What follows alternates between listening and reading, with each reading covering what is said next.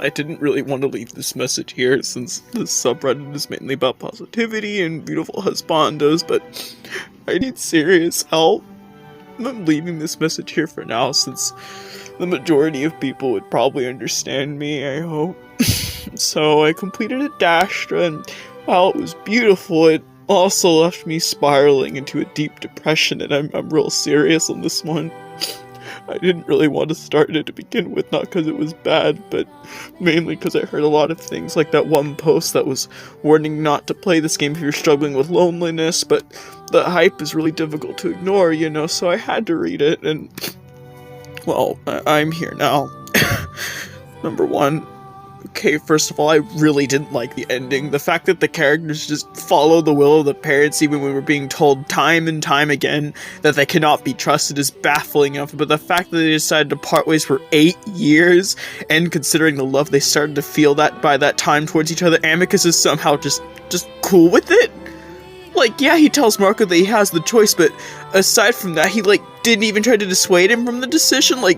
Never mind they're partying for how long now, never mind the fact that when he exposes him to the great danger of what lies ahead, but the fact that Marco himself tells him over and over just how he's dreading the prospect, and Amicus just does nothing to stay with him, it's a bit uncharacteristic. Maybe it is selfish, but what about their personal happiness? Especially when Marco's basically, breaking down during their trip. What about all those years that they'll suffer from the thought that they're not around each other? What about those years that the Marco's supposed to face alone without the support of Amicus? I feel like this moment kind of betrays his character, because I think he'd never allow Marco to go on this dangerous journey back to begin with. Number 2.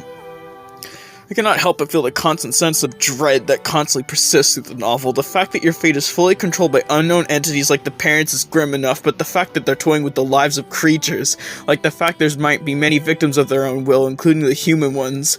Like Marco remarks that there are people still missing from the place he stayed at, and that might have happened to them because of the parents.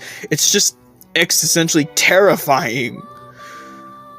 To be precise, I don't blame a team behind this visual novel. There's just things I cannot deal with after being with characters I've grown to love over their adventure, that I want to make peace or just try to accept.